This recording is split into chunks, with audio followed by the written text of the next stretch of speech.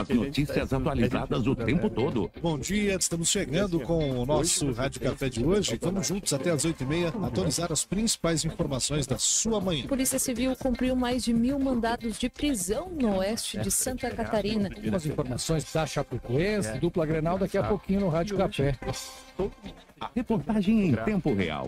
Análise sem clichês. Jornalismo independente e irreverente. Quer ficar por dentro das notícias sem perder tempo? É aqui mesmo. Rádio Café, na 101.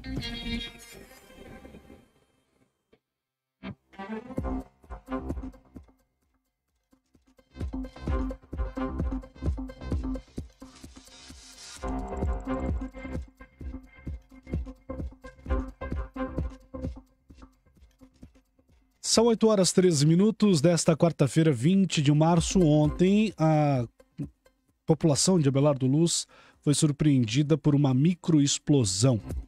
Lá no site redeprincesa.com.br você já pôde conferir as imagens de como ficou uma propriedade rural. E agora, também ao vivo pelo Facebook da 101 FM e redeprincesa.com.br, a gente vai, junto com o coordenador regional de Defesa Civil, tentar entender o que aconteceu lá de fato, porque quando acontece fatos como esse, a primeira coisa que se diz, foi um tornado, foi um vendaval. Peri, bom dia, o que de fato aconteceu? Bom dia, Guilherme, bom dia a toda a equipe, bom dia a todos os ouvintes, né, da 101.3. Então, a Defesa Civil de Santa Catarina, né, foi informada pela Defesa Civil Municipal que no município de Abelardo Luz havia acontecido exatamente, né, um evento com danos bastante significativos, principalmente numa estrutura de um aviário e numa vamos dizer assim, numa comunidade, né, num local. De imediato, as nossas equipes deslocaram para o local exatamente para entender o que estava acontecendo e como você muito bem falou, né? Inicialmente, a informação era de que um vendaval havia, né, afetado aquele local e devido à magnitude dos danos, devido à magnitude exatamente do desastre, acabou-se identificando de que teria sido, naquele local, uma possível microexplosão. A nossa equipe do monitoramento, de forma imediata, né, e juntamente com o apoio, né, da equipe da Defesa Civil Municipal e da Ascom do município, né, fez um sobrevoo com o drone, fez algumas imagens aéreas que isso facilitou, e através das imagens do satélite e do radar meteorológico Chapecó, a gente conseguiu identificar exatamente que é a configuração de uma microexplosão que aconteceu naquele local, né? E o que é uma microexplosão? Então é um fenômeno quando a gente tem uma nuvem, né? Essa nuvem tempestade, ela não consegue suportar o volume de água que tem nela, e de uma forma muito rápida, muito brusca, ela acaba perdendo isso e lançando sobre o ambiente que está. E além dessa água, né, Guilherme, ela leva o vento, ela leva uma rajada de vento bastante forte, bastante intenso, que gera o dano que a gente pode ver nas imagens, né, que se mostra lá no aviário, né, de 100 por 30 metros, ele foi quase completamente destruído. Você vê árvores com magnitude, né, árvores com estrutura muito grande, né, eucaliptos ali com mais de 80, 90 centímetros de diâmetro, que foram completamente, né, arrancados do solo por essa condição. Então, foi identificada uma microexplosão naquele local. Peri, é importante a gente fazer essa diferenciação, e ontem a Defesa Civil agiu de forma muito rápida divulgando as informações, e acredito que isso é um avanço significativo, porque o pessoal, a primeira coisa que fala, foi um tornado, e aí gera...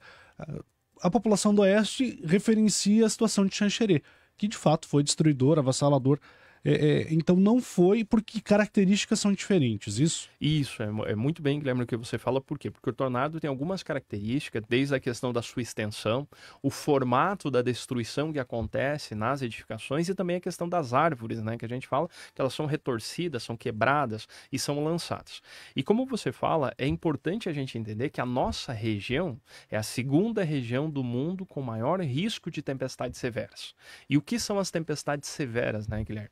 É o vendaval, é a chuva intensa, é o granizo, e esses dois fenômenos que você comentou, a microexplosão e o tornado, que são característicos da nossa região.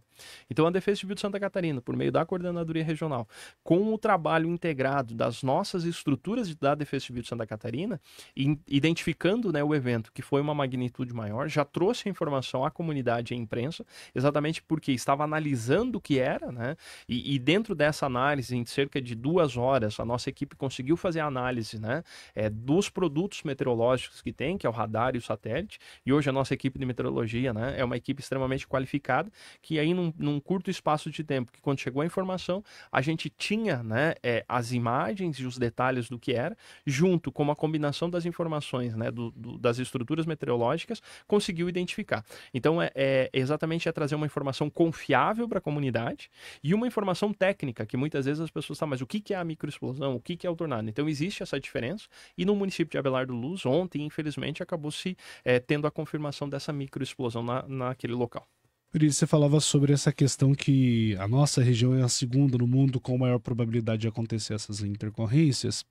E eu entrevistei nesta semana, ou na semana passada, não lembro, o professor Christian, que está em Ohio, e acabou fugindo lá de 4 tornados que estavam em torno da cidade de Celine.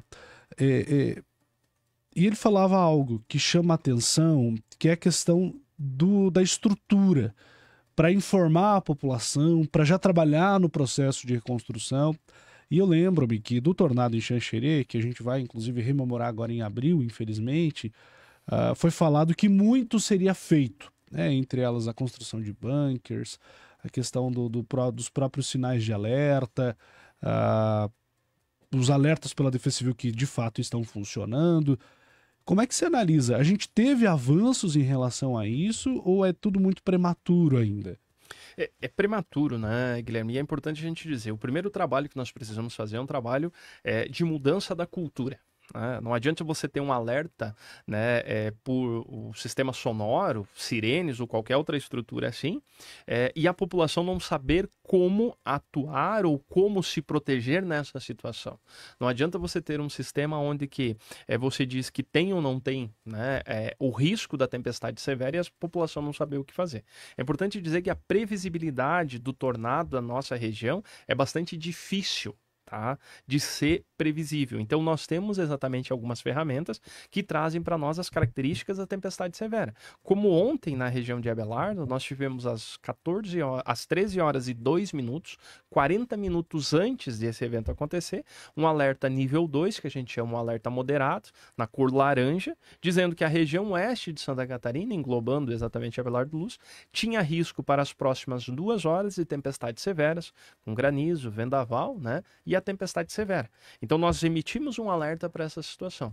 O que acontece? Nós precisamos preparar a nossa comunidade. Nossa comunidade precisa entender o que é as ações de proteção e defesa civil. E essa ação de proteção e defesa civil, ela começa em casa, né? Quando a gente fala de bunker, quando a gente fala de estrutura, qual é o ponto mais seguro hoje que você tem na sua casa, Guilherme, caso aconteça, né, um alerta da defesa civil para uma tempestade severa? Qual que é o ambiente seguro? Será que é a cozinha? Será que é a sala? Ou será que é o banheiro? Né? É uma das informações. Então, nós precisamos preparar a comunidade dentro disso. Quando a gente fala de estrutura de defesa civil, sim, nós ampliamos. Antes, nós não tínhamos o radar meteorológico, nós não tínhamos uma estrutura de monitoramento e alerta, e essa estrutura, ela vem se implementando, ela vem a cada ano sendo estruturada, tanto que nesse ano, agora, nós tivemos a instalação do 4º radar meteorológico em Santa Catarina, e teremos o 5º no ano que vem. Isso faz com que nós tenhamos uma estrutura de monitoramento qualificada para que a informação chegue até a população. Qual que é o grande desafio? E esse ano a gente deve lançar o programa Comunidade Segura, exatamente, que é um programa para capacitar a comunidade para saber o que fazer numa situação de emergência, saber o que fazer, né, dentro do processo da autoproteção. Esse é um programa que vem complementar as ações do programa Defesa Civil na escola. Só que o caminho é bastante árduo, o caminho é bastante longo, Guilherme. Por quê? Porque prevenção de cultura, ela leva no mínimo 1 a 2 gerações. Então nós estamos falando aqui de 30, 40, 50 anos para ter essa mudança, que nós podemos ver em outros países. O exemplo lá que você falou, né, do professor, ele estava num outro país e a metodologia lá diz o seguinte: quando você tiver o alerta vermelho, para-se de fazer, né, as suas ações e você vai para o local seguro. Eles não falam de bunker, ele vai para o local seguro, né? Ele provavelmente deveria estar num local seguro, num ambiente seguro. E aí o que acontece? Existe uma priorização dessas informações e essa informação a comunidade começa a entender o que fazer. Esse é o nosso grande desafio, né? Como a gente vai trabalhar isso? É que ele chegou a dizer que o pessoal das forças de segurança estavam trabalhando antes de acontecer já, e isso a gente nota através aqui dos radares. E depois, né, que eles saíram do local seguro, de fato, já havia uma mobilização de toda a comunidade para trabalhar na reconstrução. Eu fiz questão de pontuar isso porque, de fato, a gente percebe que a população não sabe o que fazer numa chuva mais forte, num caso de alagamento, numa tempestade. E, vamos deitar e vamos deixar que as coisas aconteçam, né? E infelizmente é isso que se parece, pelo menos. E muitas vezes são dicas simples, né? Aquela informação de você, por favor, não ande com seu veículo em locais alagados ou locais onde que você tem o risco da enxurrada, né? Infelizmente, há um tempo atrás, nós tivemos essa situação que acabou tendo um óbito de uma pessoa que estava atravessando uma área alagada.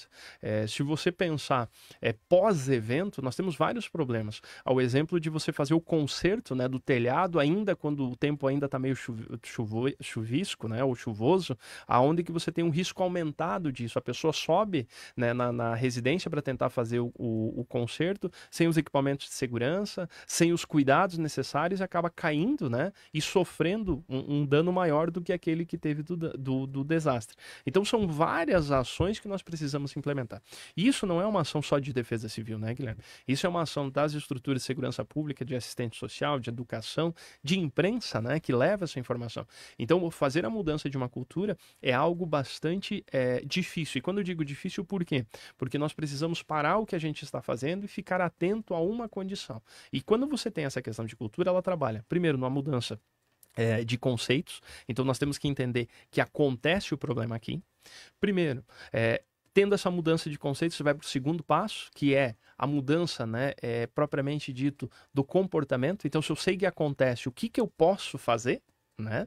E aí quando eu começo a fazer essas ações, eu recebo o alerta, então quando eu recebo o alerta que vai ter chuva, eu levo o guarda-chuva, eu estou criando, né, um novo hábito. E esse hábito se repete tantas vezes, que ele se torna um costume.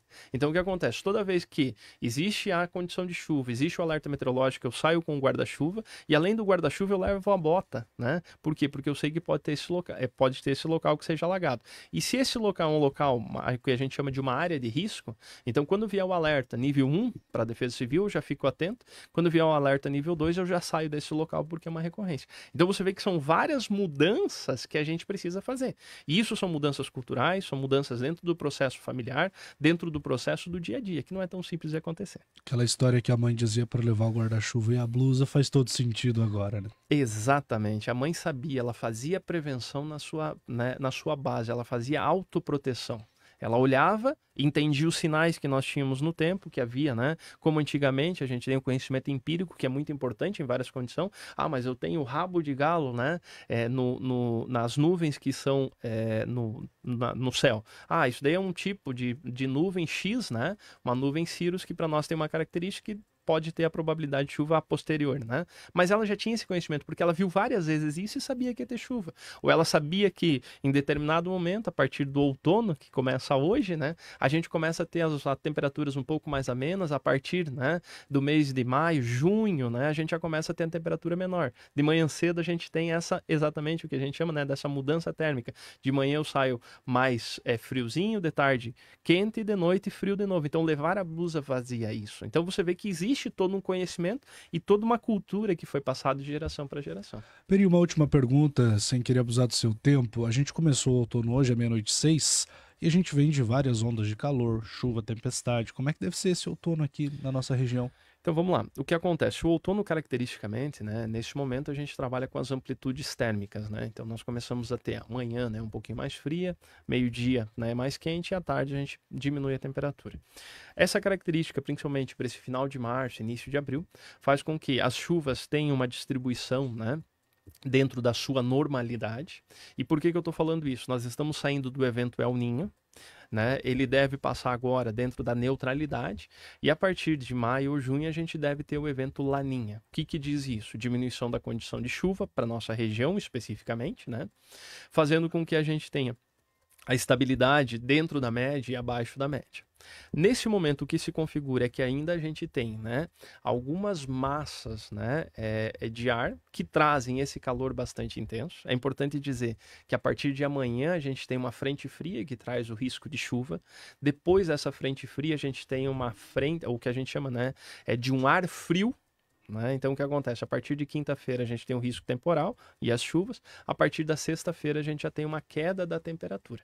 Mas o que se mostra da previsão do trimestre, nós devemos agora atualizar a previsão a partir do dia 30, né? É que nós temos chuva dentro da média, temperatura com essa amplitude térmica do dia a dia e para os próximos meses, principalmente, né, o mês de abril, essa condição se mantém. O mês de maio nós devemos ter aí o veranico de maio, pelo que vem se informando. E a partir de junho a gente começa a ter o início das primeiras entradas das massas de ar frio, que aí tem uma questão de derrubada da temperatura para a nossa região. Para finalizar, você certa feita explicou e eu achei muito pertinente, vale a pena reforçar. Porque o pessoal fala, El Ninho e Laninha, né? Um traz chuva e outro não traz. Eu achei muito bacana o macete para lembrar. Eu gostaria que você repetisse para a gente. Esse é o macete do professor de geografia, né? Então, o que acontece, né? O menino traz chuva, né? E a menina não traz chuva, né? Então, essa é a característica que nós temos para a região sul, é importante dizer, né? Para a região norte e nordeste, a característica é invertida. Então, para a nossa região, o El Ninho, né? Ele traz chuvas mais concentradas, o menino, né? Traz água e a menina leva a água, né? É isso que a gente tem, que é a laninha. Para nossa região, a gente tem a condição da chuva abaixo da média ou dentro da média, mas especificamente abaixo da média de normalidade. Que é isso que se prevê ao longo do ano. Isso que se prevê ao longo do ano. Nós já estamos trabalhando com algumas ações integradas dentro do nosso monitoramento para identificação disso e já trabalhar com alguns planos, né, de contingência exatamente para a questão, né, de possíveis probabilidade de estiagem e até mesmo seca. Então, para você entender, né, nós temos momentos que nós vivemos com o extremo, o excesso de chuva em um determinado período, passa esse excesso de chuva, estabilidade e depois a falta que aconteceu, como aconteceu há 3 anos atrás, né, seguidos aí quando a gente teve Laninha configurado de uma forma bastante intensa na nossa região. Muito bem. Peri, muito obrigado pela gentileza de nos atender mais uma vez. Parabéns pelo trabalho do senhor e toda a sua equipe. Nós que agradecemos, Guilherme. Lembrando, Defesa Civil somos todos nós. Nós conversamos com o coordenador regional da Defesa Civil, Luciano Peri, explicando para a gente sobre a microexplosão que aconteceu ontem em Abelardo Luz e também já falando sobre as previsões para esse outono brasileiro. São 8h29, você está no Rádio Café para Brasília.